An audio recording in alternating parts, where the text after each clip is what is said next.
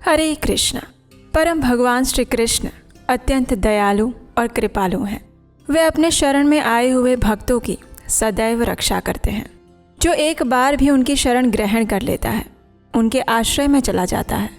उनके समस्त दुखों का नाश स्वयं भगवान श्री कृष्ण करते हैं और उनको प्रिय है ये पुरुषोत्तम मास जिसे उन्होंने अपना नाम दिया है। और इस समय हम इसी पुरुषोत्तम मास की सुंदर पौराणिक कथाओं का श्रवण कर रहे हैं। ये मास हर 3 साल बाद आता है, इसलिए ये अत्यंत दुर्लभ है। तो चलिए इस दुर्लभ मास में अत्यंत पवित्र समय में हम अपनी इस अधिक मास व्रत कथा श्रृंखला को आगे बढ़ाते हैं और सुनते हैं आज की अधिक मास कथा। आइए आज की कथा आरंभ करते हैं। नारद मुनि ने पूछा, हे भगवान, ब्राह्मण की वो पुत्री इसके पश्चात उस वन में आगे किस प्रकार रही? किसके साथ उसका विवाह हुआ? कौन से मुनि ने उसका विवाह संस्कार करवाया? नारद मुनि का प्रश्न सुनकर भगवान नारायण ने कहा, पिता के शोक में डूबे रहकर इस प्रकार बहुत सारा समय बीत गया। एक समय अचानक ही उस वन में महाक्रोधी और महातपस्वी दुर्वासा ऋषि उसके निवास स्थान पर आ पहुँचे। उन्होंने इस ब्राह्मण कन्या की दीन दुर्दशा देखी। उनका सिर महादेव शंकर की भांति जटाओं से ढका हुआ था। नारद मुनि और भगवान नारायण के इस संवाद को सुना रहे हैं भगवान श्री कृष्ण अर्जुन को। और उस समय भगवान श्री कृष्ण अर्जुन से कहते हैं, ये दुर्वासा ऋषि वही हैं जिन्होंने तुम्हारी माता की पूजा से प्रसन्न होकर उन्हें देव आवाहन शक्ति प्रदान की थी। एक समय रुक्मिणी के साथ जाते हुए मैंने उन्हें अपने रथ पर बिठा लिया था। मार्ग में उन दोनों को प्यास ने सता दिया। रुक्मिणी ने अपने सूखे अधरों और तालुओं को देखकर मुझे जल लाने के लिए कहा और मैं जल के लिए पदाघात करता हुआ आगे बढ़ा। प्रिया के प्रेम में निमग्न होकर उसे भोगवती पुरी ले गया और रुक्मिणी ने अपनी तृषा को शांत कर दिया। और ये देखकर महर्षि दुर्वासा तत्क्षण क्रोधित हो गए। अपनी प्रलय अग्नि की भांति उठकर उन्होंने मुझे श्राप दे दिया। उन्होंने कहा, हे कृष्ण, तुम सदैव अपनी प्रिया के प्रेम में निमग्न रहते हो। तुमने उसके ही कारण मेरा तिरस्कार किया है और वो अपनी श्रेष्ठता दिखाकर इस समय जल पी रही है। और इसलिए मैं तुम दोनों को श्राप देता हूँ कि तुम दोनों का वियोग हो जाएगा। वही है ये दुर्वासा मुनि, अनेक तीर्थों के जल से जिनकी जटाएं भीगी रहती हैं और वो उन्हें सुशोभित करती रहती हैं।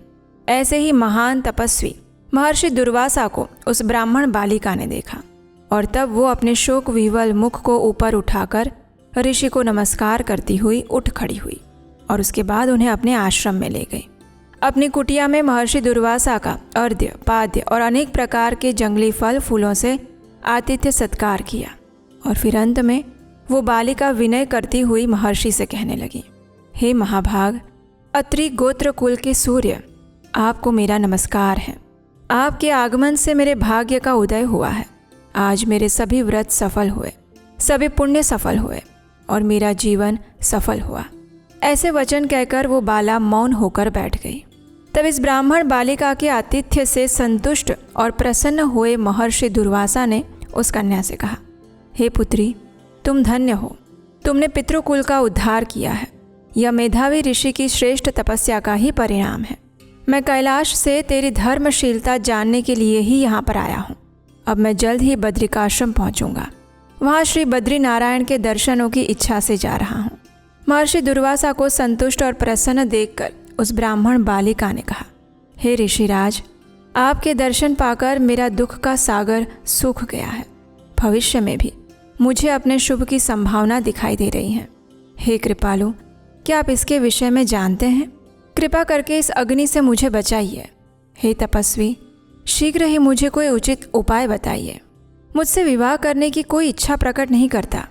इससे तो अच्छा मैं शूद्रा बन जाऊं। इसी भय से मैं सो नहीं पाती। भोजन की इच्छा नहीं होती। हे मुनिराज, अब तो मृत्यु के अतिरिक्त और कोई मार्ग नहीं सूझता।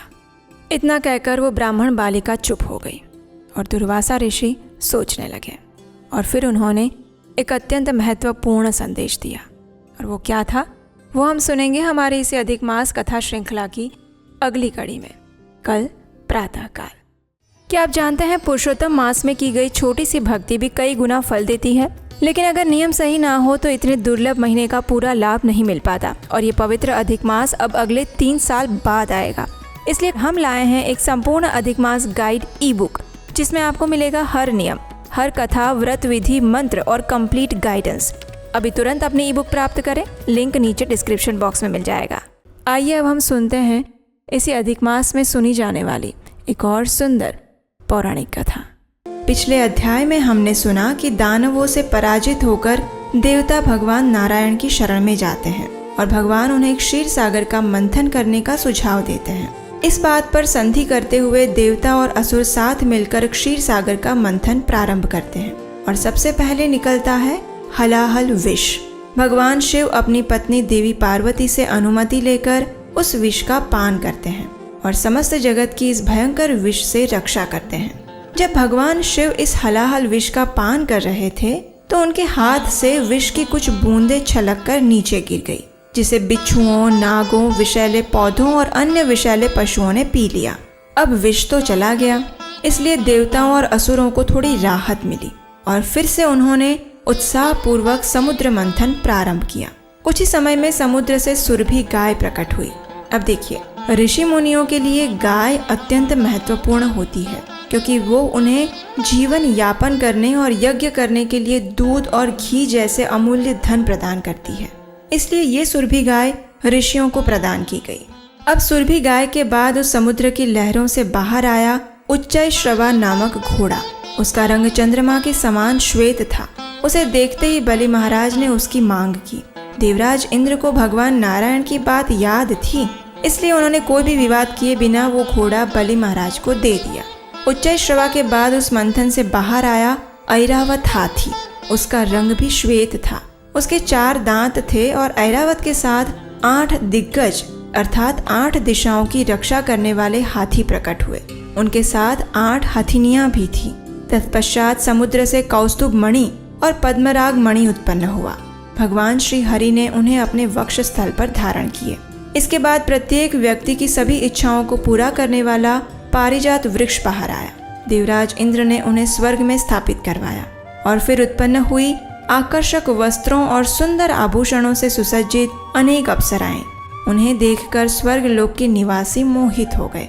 और फिर अब समय आ चुका था जब इस महामंथन से प्रकट हुई साक्षात लक्ष्मी देवी की स्वरूपा श्रीमती रमा देवी। उनकी अंग कांति संगमरमर के पर्वत पर पड़ी बिजली की आभा को मात देने वाली थी। उनके सौंदर्य, यौवन और गुणों को देखकर वहां उपस्थित सभी देवता, असुर और मनुष्य उन्हें प्राप्त करने की इच्छा करने लगे। इंद्रदेव उनके लिए आसन लेकर आ गए। सभी नदियां वहां कलश में अपने अपने जल लेकर आ गई। भूमि देवी उनका अभिषेक करने के लिए अपने साथ जड़ी बूटियां और औषधियां लेकर आ गई। गायों ने उनके लिए पंचगव्य प्रदान किए और फिर सभी ने मिलकर लक्ष्मी देवी का अभिषेक किया। गंधर्वों ने वैदिक मंत्रों का उच्चारण किया और बादलों ने प्रत्यक्ष रूप में वहां उपस्थित होकर ढोल, नगाड़े, शंख, बांसुरियां बजाई। समुद्र ने उन्हें पीले रेशमी वस्त्र प्रदान किए।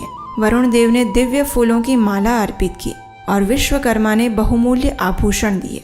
ब्रह्मा जी ने उनके हाथ में पकड़ने के लिए कमल पुष्प दिया और इस प्रकार उनका अभिषेक पूरा होने के बाद वे अपने हाथों में वरमाला लेकर पूरी सभा में विचरण करने लगी।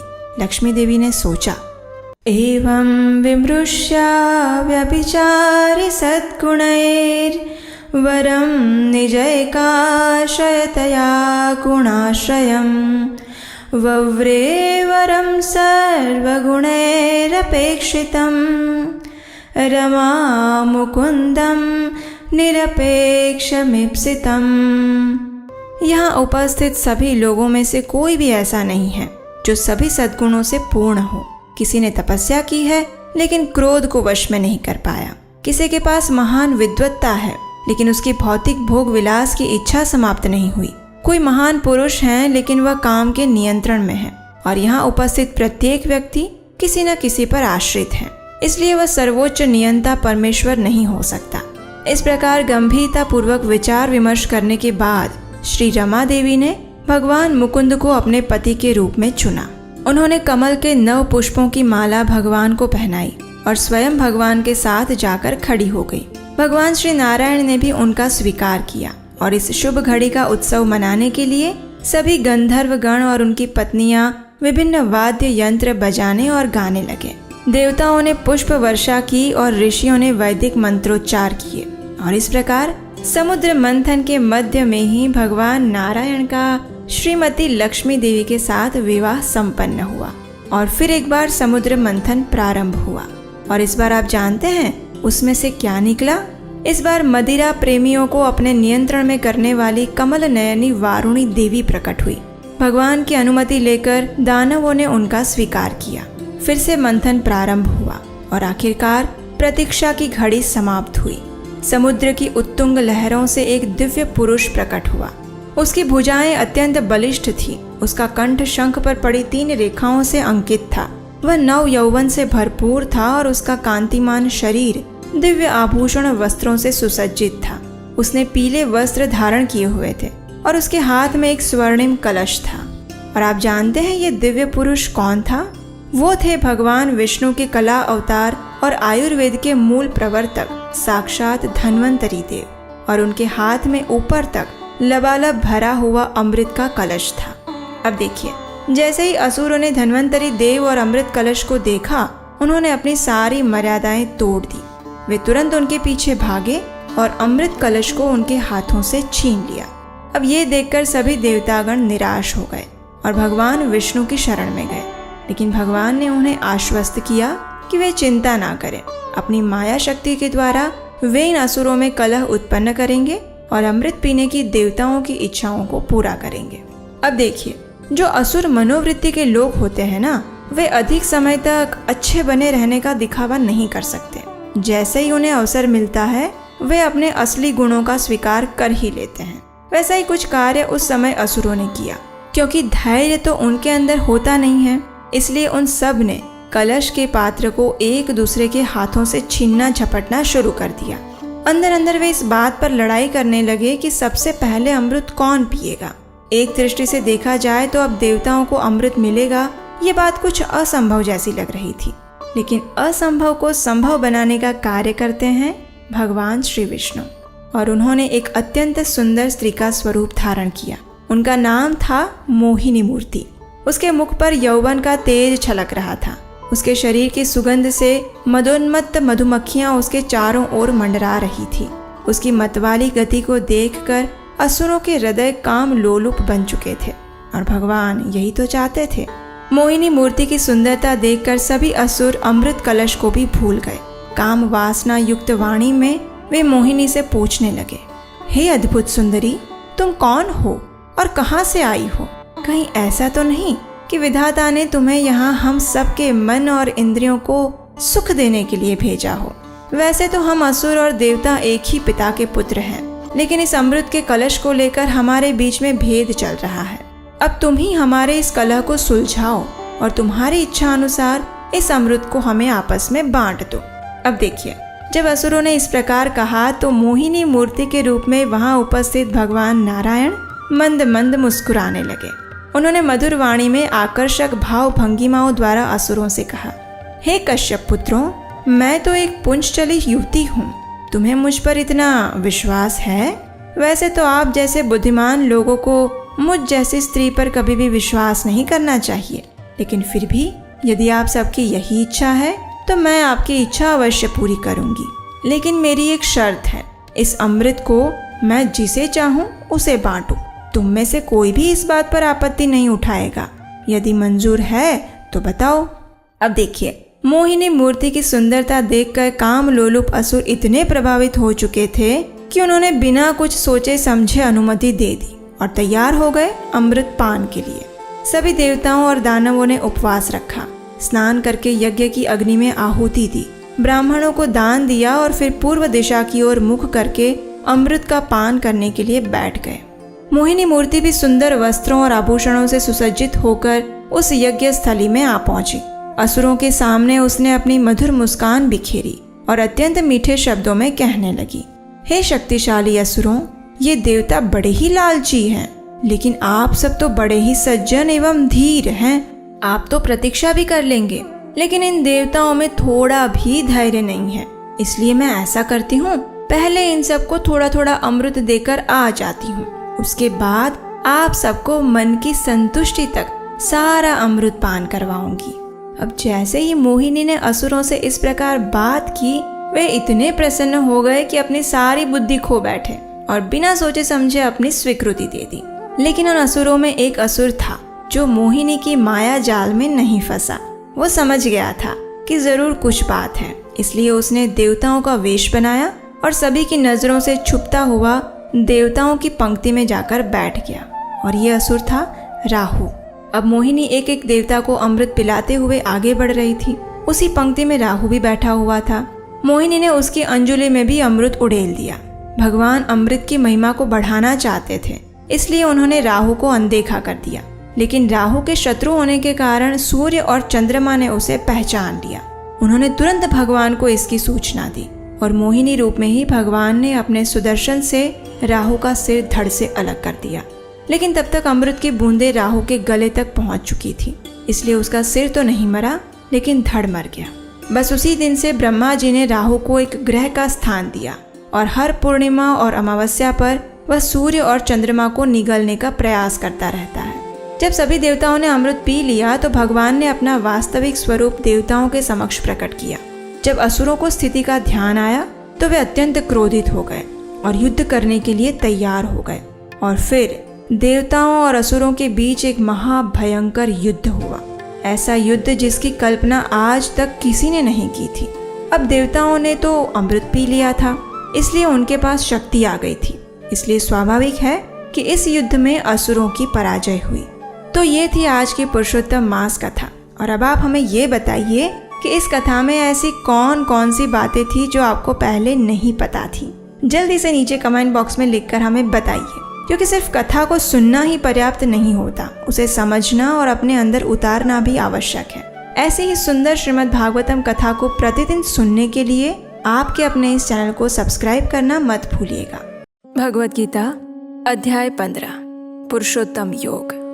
ऊर्ध्वमूलम अधः शाखम अश्वत्थम प्राहुरव्ययम छन्दांसि यस्य पर्णानि यस्तम वेद स वेदवेद।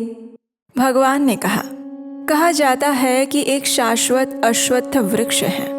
उसकी जड़ें तो ऊपर की ओर है और शाखाएं नीचे की ओर, और पत्तियां वैदिक स्तोत्र हैं। जो इस वृक्ष को जान लेता है वो वेदों का ज्ञाता बन जाता है। अधश्चोर्ध्वं प्रसुतास्तस्य शाखा गुण प्रवृद्धा विषय प्रवालः अधश्च मूलान्यनुसन्ततानि कर्मानुबन्धेनि मनुष्यलोके। इस वृक्ष की शाखाएं ऊपर और नीचे फैली हुई है और प्रकृति के 3 गुणों द्वारा पोषित होती है। इसकी टहनियाँ इंद्रिय विषय हैं। इस वृक्ष की जड़ें नीचे की ओर भी जाती है, जो कि मानव समाज के सकाम कर्मों से बंधी हुई है। न रूपमस्येह तथोपलभ्यते नान्तो न चादिर्न च सम्प्रतिष्ठा अश्वत्थमेनं सुविरूढमूलम् असङ्गशस्त्रेण दृढेन छित्त्वा ततः पदं तत्परिमार्गितव्यम्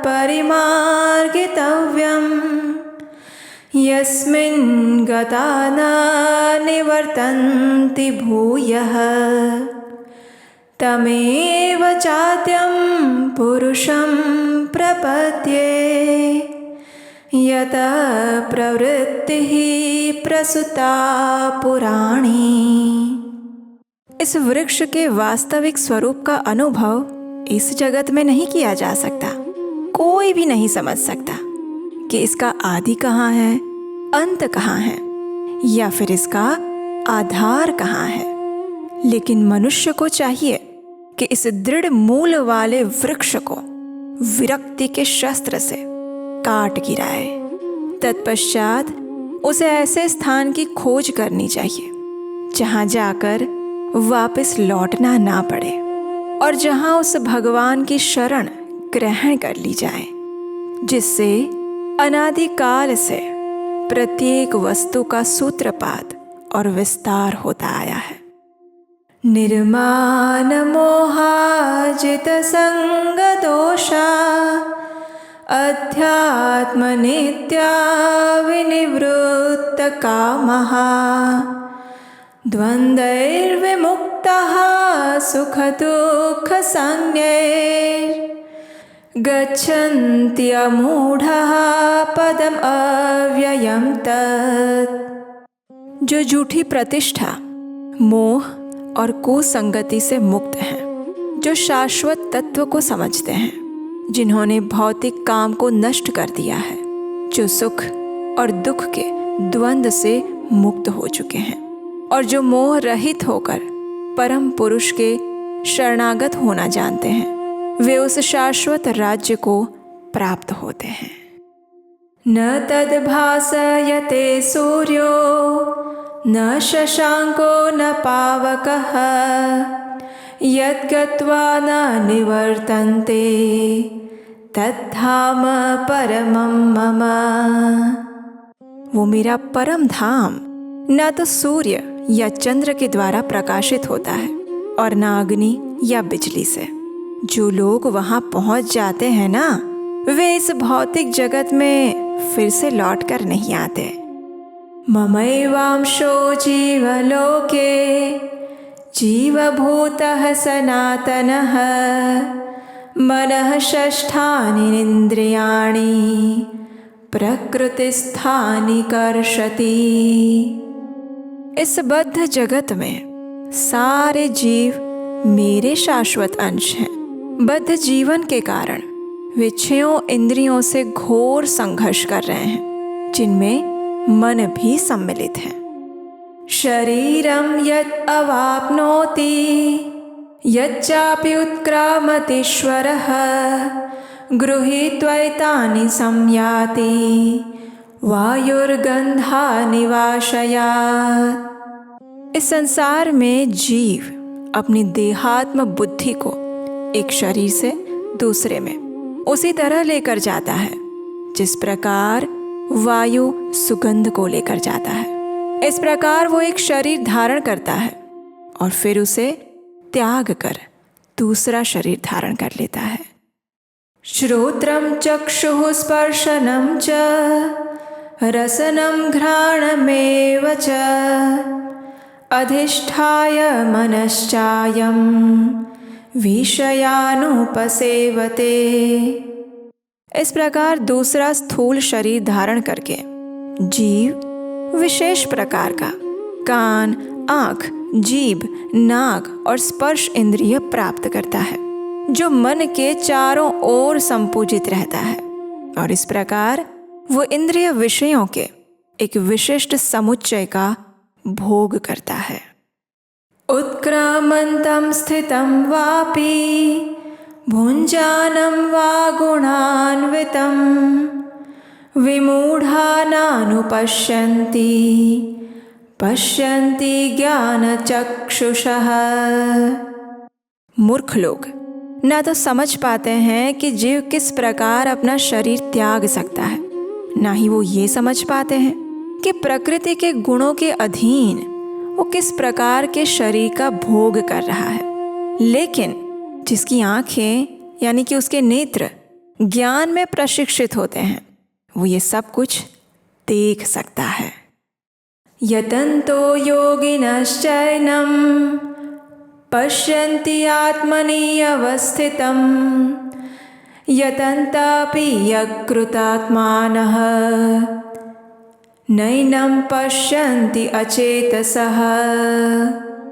आत्म साक्षात्कार को प्राप्त प्रयत्नशील योगी जन ये सब कुछ स्पष्ट रूप से देख सकते हैं, लेकिन जिनके मन विकसित नहीं हैं और जो आत्म साक्षात्कार को प्राप्त नहीं हुए हैं, वे प्रयत्न करने के बाद भी ये नहीं देख पाते कि आखिर क्या हो रहा है।